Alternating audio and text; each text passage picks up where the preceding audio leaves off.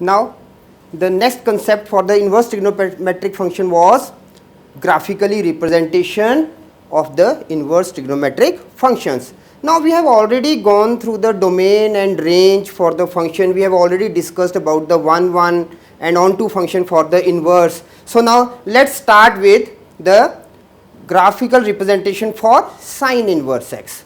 Okay, so now basically for the sine inverse x, what is required? It is required for the graph of y is equal to sine x. Okay, now here is the graph for y is equal to sine x, and we are having some intervals for finding the domain for the range. Okay, so these are 3 minus 3 pi by 2 to minus pi by 2, then minus pi by 2 to pi by 2, and then we are having pi by 2 to 3 pi by 2. Now among all these intervals, why these intervals are taken? Because we are having range of these intervals as 1 minus 1 to 1. For every interval we are having range as minus 1 to 1. Now let's for these parts, now among these parts, the main thing which is there, it is that we are going to discuss this one. Now what this is? This is the smallest of the values. Now why smallest? You can just look here. Now because if we are having, now just look here, from here to here and then from here to here, that is for minus pi by 2 to pi by 2. But if we are taking from this side to this side or from this side to this side, then smallest will not be possible. For that side everything will be smallest, for this side everything will be greatest. Okay, so intervals in between here to here, that is called the restricted domains. It is called restricted domains. Now restricted domain makes what? Restricted domain makes a 1 1 function. Okay, and unless and until we are not having a 1 1 function, we can't find a inverse. Okay, so restricted domain for sin x is what? It is minus pi by 2 to pi by 2. This is the restricted domain, and now we are going to use only this part, only this for the applications. Okay, now we are having, this is the domain for the sin x, range for the sin x, and I am just cutting this portion to make a better understanding. Okay, and this portion is cut and it is highlighted here.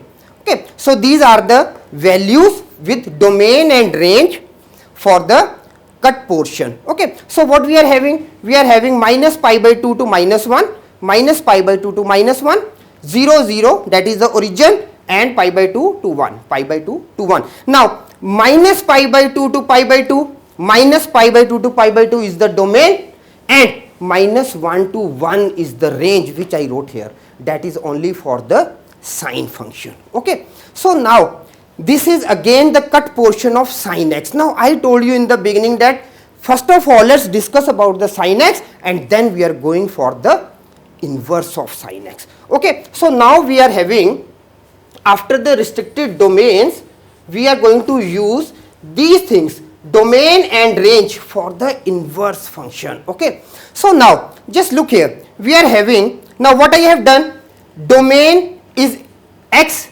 it is minus pi by 2. Now domain x is what? Minus 1. It means range becomes domain and domain becomes range. Axis is not changed. Okay, we are just changing, we are not changing the figure, we are changing the axis. Okay, now let's plot these points here. Now plotting these points on the graph paper, we are getting minus 1 to minus pi by 2, 0 to 0, okay, and minus 1 to pi by 2.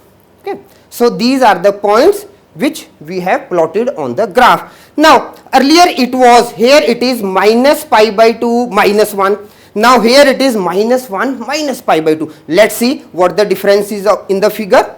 Just check it, just check it how nicely it has appeared.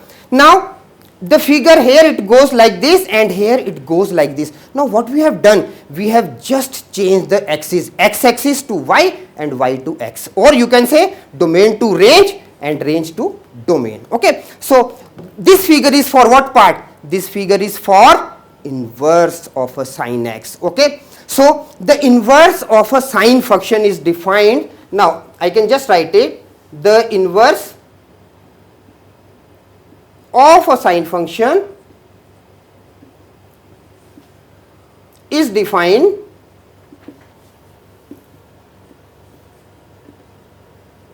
now the inverse of a sine function is defined as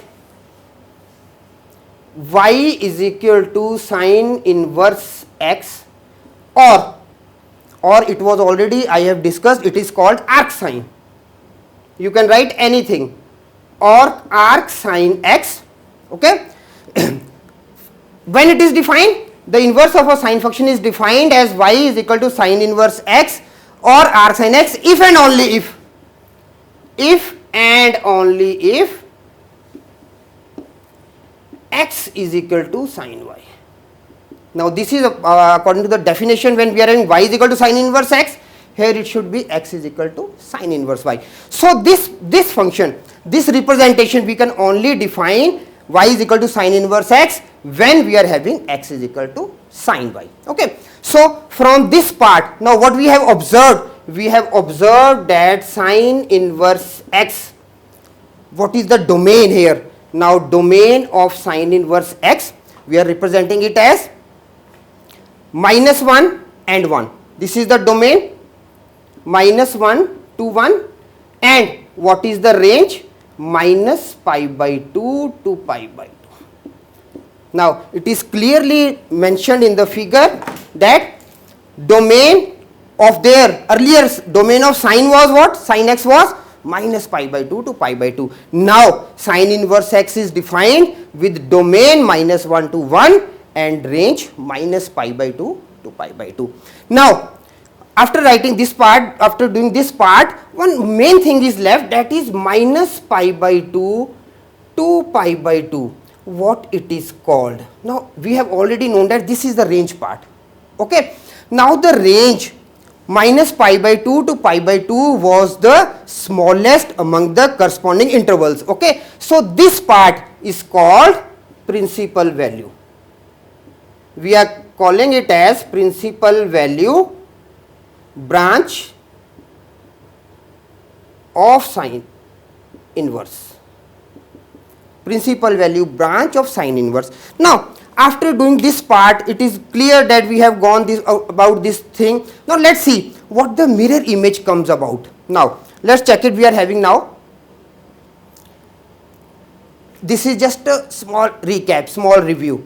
Now we are having a cut portion for sin x, we are having a cut portion for sine inverse x. Now what about this? Okay, what this is, y is equal to x, here it is shown y is equal to x, this is acting as a mirror. Okay, now the purple part is the inverse and the green part is the original sine x. Okay, so if we are changing the axis for the sine graph, we are getting the inverse graph. Okay, so be careful about the principal values, domain and range.